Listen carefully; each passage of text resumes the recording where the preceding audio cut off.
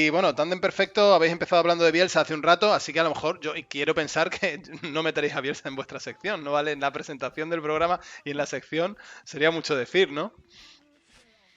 Deberíamos Hombre, hacer como una improvisación para meter en cada frase a Bielsa. me lo Hablemos de pone lo que fácil, hablemos. señor. Me lo pone fácil, abuelo Xavier. Para mí no tiene ningún misterioso. O Oye, hoy imágenes vamos, así subliminales, así que aparezca Gallello, Sí, Bielsa, puedo sí. meter a Bielsa por aquí, sí, sí, sí. hoy vamos a hablar de un tema muy interesante que es la visualización. Luego lo extenderá el señor Igea. Y yo tenía preparado un tema para introducirlo, pero quiero contar una cosa que ha ocurrido esta tarde. Esto es totalmente improvisado, de hecho lo acabo de decidir, lo estoy diciendo sobre la marcha. En este programa somos grandes seguidores de aquellos que lo intentan pero no consiguen ganar. Bien, hoy, Sí, la hoy semana pasada nos se hiciste todo un disputaba, monográfico del chino saltador que no veas. a eso me refiero, ese tipo de deportistas. Hoy se disputaba la Lieja-Bastogne-Lieja. ¿Os suena un ciclista que se llama Julian Alaphilippe? Sí, Actual No campeón idea. del mundo, bueno, uno de los sí. mejores ciclistas del mundo. Bueno, llegan al sprint, el tío es el más rápido de todos, sprinta, va a ganar y a falta de 10 metros levanta los brazos y no ha ganado. Oh. Madre mía. Y se le ha caído la bici. Entonces, entonces sencillamente, eso me sirve como introducción para que hablemos de la visualización. Señor Igea, le doy paso para que usted explique exactamente en qué consiste la visualización. Se ha saltado el guión, ¿no va a contar lo de Hamilton ni lo de la Rosa? ¿O luego? No, bueno, igual luego lo comento. Venga, vale. Es que esto, o sea, parece que no, pero esto también es escuela de improvisación. Bueno, la visualización. Hay que prever todo tipo de circunstancias en el futuro, ¿no? Hablamos la semana pasada del aplazamiento de la recompensa. A partir de los 4 años ya puedes trabajar en el futuro, ya puedes trabajar en prever. Eso te puede ayudar a controlar la ansiedad, ¿no? Entonces, como dijimos, primero es el entrenamiento y luego está otras muchas cosas que puedes tener en cuenta para mejorar tu rendimiento. Eh, por decir algo, Rocío, por ejemplo, ¿tú qué piensas que es el entrenamiento? Defínemelo en 5 segundos. Pues una serie de ejercicios que haces una técnica, ¿no? Para mejorar un resultado. Por ejemplo, Laura, el entrenamiento, ¿qué es para ti? De 5 entrenamiento, segundos. sí, es una rutina, ¿no? Vale. Señor Lobo. Diría que sí, que es una repetición de un elemento que te ayuda a prepararte para tener un mejor resultado. Vale. Bueno, eso es lo que pensamos todos, pero luego ya cuando estudias metodología de entrenamiento y cuando estudias preparación física, te das cuenta de que lo que habéis vosotros definido, los tres, es la sesión. La sesión, y durante la sesión se produce un estrés y una fatiga. Y el entrenamiento se produce en el periodo de descanso. Por lo tanto, a un deportista no se le puede exigir que esté permanentemente en sesiones de entrenamiento, porque el entrenamiento se produce durante la recuperación. Ahí es donde el cuerpo asimila toda esa carga, ¿no? Por lo tanto, al final, si la semana tiene 168 horas y digamos que un deportista entrena 2 horas al día, venga, digamos que hace 2 sesiones, una de 2 horas por la mañana y una de 2 horas por la tarde. Bueno, pues son 20 horas a la semana. Con el partido que a lo mejor son otras 22 horas. Y si 56 horas está durmiendo, porque duerme 8 horas al día durante 7 días a la semana, pues le quedan otras 88 horas que ¿qué tiene que hacer? O sea, los deportistas profesionales dicen, mi trabajo es cuidarme, no es solamente entrenar, mi trabajo es cuidarme. Es no salir, es renunciar a salir de fiesta, renunciar a beber, renunciar a fumar, renunciar a llevar el estilo de vida que llevaría cualquier otra persona. Valdano siempre dice, Cristiano Ronaldo se habla de él, de su corte de pelo, de su coche, de tal. De lo que no se habla de Cristiano Ronaldo es que todos los días a las 9 de la noche está en la cama y que come pollo hervido con lechuga y tal. Entonces, su trabajo es cuidarse. Y aquí voy a traer a un deportista que es Chicharito, que es un deportista de primer nivel. Se ha hecho mucha mofa sobre él porque ha estado en clubes grandes donde nunca ha terminado de explotar, porque fallaba goles cantados, tal, pero no deja de ser un tío internacional por México, que hasta en el Madrid, en el Manchester, etcétera. Y me gusta mucho su forma de ser y cómo define, ¿no? Él dice, los deportistas vivimos en el mundo de los sueños. O sea, esas 88 horas que él no está entrenando ni durmiendo, está soñando despierto, está visualizando, está anticipándose a lo que puede ser el partido, está buscando retos nuevos, está intentando ver a qué podría ser el siguiente regate, el siguiente gol, el siguiente objetivo, ¿no? Entonces eso es fundamental. George Lucas dice que los sueños son sumamente importantes porque nada se hace sin haberlo soñado antes. O sea, todo lo que George Lucas ha hecho en cine previamente lo ha soñado, si no nunca lo habrían materializado. Por lo tanto, los deportistas, para que algo se produzca, primero lo tiene que soñar, lo tiene que desear y al final, como decía la semana pasada, ¿dónde estamos? ¿Dónde queremos llegar? Y entre medias verá qué tiene que hacer para conseguir llegar a eso. Entonces, los deportistas, antes de llegar a la competición, durante esas 88 horas tienen que soñar con el partido y tienen que intentar recrear olores, recrear ruidos, recrear situaciones. ¿Y si me insultan en la grada? ¿Y si me dan una patada un rival y me provoca? ¿Y si fallo un gol cantado? ¿Qué tengo que hacer para controlar esa ansiedad y que no me vuelva a pasar? Como decía hace 2 semanas en el Abuelo Saber con Córdoba. ¿Qué pasa si me encuentro con un estadio que se cae encima, que tiene bengalas? ¿Qué tal? Pues voy a poner el ejemplo y con eso ya termino. Para eso está, por ejemplo, el número de Shannon, ¿no? Que hablamos que 10 elevado a 120, que son las posibles jugadas del ajedrez.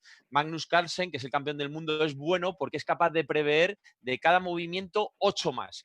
Él dice, a ver, me he movido aquí esta ficha. Si yo muevo aquí y él es capaz de ver en muy pocos segundos las 8 siguientes posibilidades, ¿no? Y en Ahmed Ahmed, que con esto termino, que es un deportista ciego, un nadador, que es colaborador de Energía Cero Límites, contaba que antes de llegar a la Paralimpiada, donde fue campeón, había visualizado, porque tomó nota de todo, 16.000 veces la prueba. Por lo tanto, cuando llegó allí le decía a sus compañeros, ¿no estás nervioso? Y decía, no puedo estar nervioso. He hecho esta carrera ayer 16.000 veces en mi carrera. No hay nada que pueda pasar que no me lo haya previsto ya en mi cabeza. Un poco lo Qué que bueno, contaba, qué bueno. lo que contaba él hoy con Alicia Alonso, Justo. que era Sí, súper que me viene interesante a la como mente. cuando se cae enferma y se queda en la cama, está un año entrenándose a ella misma la rutina de Giselle. Y de hecho se la considera como una de las bailarinas más extraordinarias, como una de las Giselles más extraordinarias de la historia, que es un tipo de danza muy, muy particular y muy específica. Y la verdad que es eso del tema de la visualización y de pensarlo y ver cómo, bueno, pues hay neurólogos que dicen que ayuda a recuperar lesiones, incluso. Y otra cosa, yo, por ejemplo, mi hermana, que era competidora también, ella de otro deporte totalmente diferente, powerlifting, que no sé si como halterofilia, más o menos, para que entendáis. Sí, ella decía que visualizaba justamente que ganaba y que levantaba el peso antes de los entrenamientos, antes de la competición, porque era un ejercicio mental para poder conseguirlo, porque como esos ejercicios, normalmente esos pesos no los levantaban antes, lo hacía en mente para hacerlo en el momento. O sea que sí, es algo que... Tampoco, sí. que no se piense nadie que con esto es suficiente, en el sentido de que, joder, luego primero está el cuerpo teniendo que moverse en sintonía con toda esa visualización y con toda esa mente. Todo el que ha hecho deporte de cualquier tipo a un mínimo nivel sabe que con la mente, con eso no es suficiente, claro. Pero no es por solo, eso es verdad, un pero que complemento tampoco, al entrenamiento. Es como pero que decía la tampoco es semana solo en el pasada el mundo desodorante. y tampoco es solo en el mundo del deporte, ¿eh? A mí en los estudios me ha pasado, ¿eh? O sea, en entrevistas, cuando he hecho posiciones, yo he hecho siempre mucho trabajo de Esto es visualización y más, de como creer. vamos mal de tiempo, Vamos yo creo que fatal. esto da para un segundo capítulo la semana que viene, para Sí. que pueda Sí, terminar el abuelo efectivamente. Xavier, porque Sí, da abuelo. Yo solo quería decir una cosa más. Y Mágico González, ¿cómo lo hacía? En el bar, ese me en parece Navarra. que no visualizaba. Ese Mágico era González en inspiración vez de pura. 88 horas tenía 8 horas, pero esas 8 horas Era las aprovechaba inspiración muy bien, porque pura. las otras 80 Se estaban en el garito. ponía ciego y entonces a su forma. De Abuelo, todas te hemos formas, quitado todo el tiempo. sí. Adelante. No, seguí, tranquilo, sigue, abuelo. No, sí, lo que quería comentar que es interesante lo que ha dicho Gallo, porque efectivamente no todo el mundo es Rafa Nadal, por más que haga lo mismo que Rafa Nadal, pero sí es importante. Para llegar a ser eso tienes que hacerlo, ¿no? Y vamos a hablar rápidamente de un caso de visualización muy conocido en el deporte, a pesar de que no era un evento deportivo propiamente, un evento competitivo, vamos a decir, que es el tirador Antonio Rebollo. No sé si os acordáis de él. el que encendió el pebetero de los Juegos Olímpicos de Barcelona. Sí, claro. Ajá. El del arco, sí. Este era un hombre, había nacido, bueno, vive, vamos, en el barrio de San Blas de Madrid. Siempre ha vivido ahí. Abuelo, Y coloca un poco la cámara porque justo se te ve de la frente, no se te ve la frente y ¿Aquí joder, mejor? que no se Ahí, le ahí. vea, que no se le vea un vasco de cejas para arriba es algo lo suficientemente importante para. Adelante, me quedo perdona. aquí quieto. Bien. No, sí. No, lo que decía, imaginaros el momento que era para Antonio Rebollo el encendido del pebetero, ¿no? Detrás de eso había un año de entrenamiento. Un año en el que